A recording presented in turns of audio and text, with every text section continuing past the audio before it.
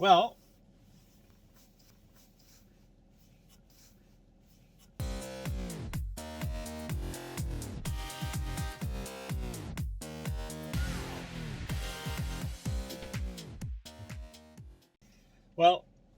Sonic 1 was a very pleasant surprise.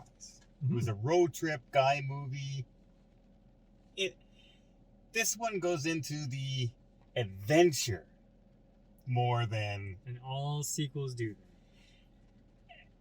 And I have to admit, I did not like it as much as the first one. Really?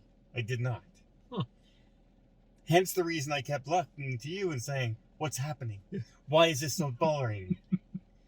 Why is this being... What? The whole 20-minute take on the wedding thing all of a sudden in the middle of the movie was I don't understand what that was all about. Where did that movie come from?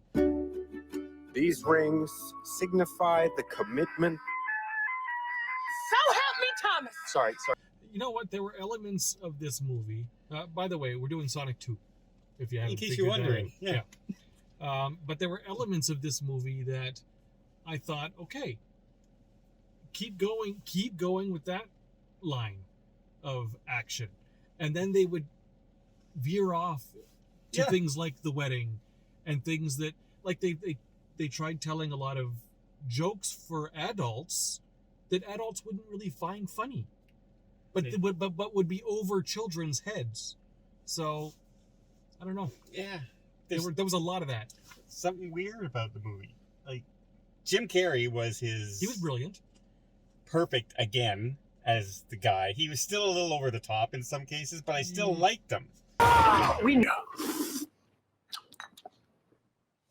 He was still the most entertaining part of this movie. Yes, by far. I found in this movie, as opposed to the first one, the interactions of the actors with the CGI characters were not great. Oh no, they were really, like, it always looked like they were looking off into the distance every time they'd come up to the camera like this.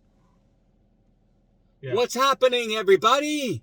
Yeah, it was pretty bad for that. It looked like they weren't looking at whatever they were supposed to be looking at. Yeah, at the beginning of the movie, near the beginning, there's that doofus cop.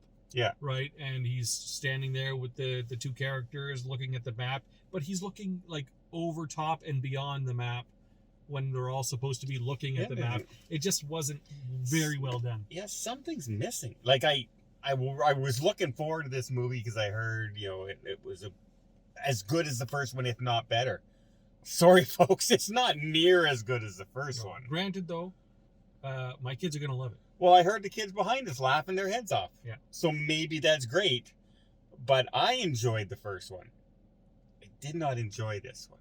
Like, I came out of it going, Yeah, we're not the target audience. No, but we weren't the target for the first one either. This is true. But the first one was enjoyable because it was brand new. We got to explore who are these characters, how are they going to do this, and it was better so we writing. were mesmerized. And better writing. Yeah. There were a couple of spots where I chuckled. Yeah, but literally only a couple. Like, it wasn't a full of laughs or anything. So no. But yeah. So. And everyone knows how it's going to end. You don't need to know anything. But like, there's so many things that happen in this movie that I go, did we miss something? Like, at one point where, spoiler alert, they're attacking the giant robot you see in the previews. We stick together, no matter what. You're unskilled. And they come together and they go, well, those were our best attacks.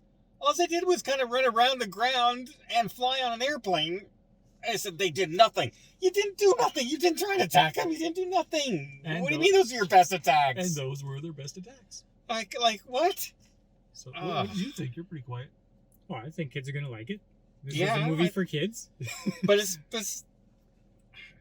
you can complain all day long, but what do you want from a kids movie? Better. Because the first one was a kids movie, and it was better. Yeah. Okay, but you were prepared to accept anything. As far as sequels go, it was a decent sequel. I've seen worse sequels. I tell you, if Jim Carrey was not in this movie, I probably would not have stuck around for this movie. There was, like, as far like the cop and all, there was nothing. That guy who plays the FBI agent, has the most boring, dull voice. The old guy? Yeah. Like, I kept thinking Leslie Nielsen. he's but reading his lines. Like, it's not acting. He's just reading his lines. Nothing comes out as emotion. But the doofus cop inside the cafe, he was funny. For a doofus. For his 4 seconds of camera time. It was something. But anyway, yeah, it's not for us. But the kids behind us laughing all the way it through. was like a 5.5, 6. Which is probably why Paul liked it. Well, It's right up this to is- his mentality. Well, listen, this is a kid's movie, so rate it as a kid's movie. Don't rate it as I'm a 50-something-year-old person and I'm watching a kid's movie. Except we rated the first one as if we liked the movie, and we did. And I was hoping I would just like this movie, and I didn't. Did you like the movie? Forget about being a kid's movie. Yeah, as a movie, did you like it? Well, if I'm going at it as a 50-year-old, Yes. it was probably A social movie. a 5.5 or a 6. Yeah. But if I'm rating this as a kid's movie, I'm thinking this is a 7, 7.5. A kid would rate it higher. Yeah. Maybe. Lower expectations. Maybe. But I'm 60. I am 45 years older than the age group. At the oldest level of the age group, I think. There was lots of action. There was lots of humor. When the Lots of action stuff happened. going on. When the action happened, that was pretty good. Yeah. It's the whole veering off course in the whole story with the wedding and what do you give it? As a kid's movie, I'll give it a 7. I'll give it a 7 as a kid's movie. If I was rating it as a kid, yeah. If you're an adult, unless you're a super Sonic fan like your wife, Oh, my wife is a Sonic fan. She Love loved the this. movie. This would be a 10 for her. yeah. If you're just looking for a movie, and you enjoyed the first one, you're our age, you might be a little disappointed with this movie. Because I do think the first one was far superior. And, yeah. There you go. 5s as an adult, 7 if you're a kid, or 10 if you're Paul's wife. And until next time, see you on the channel.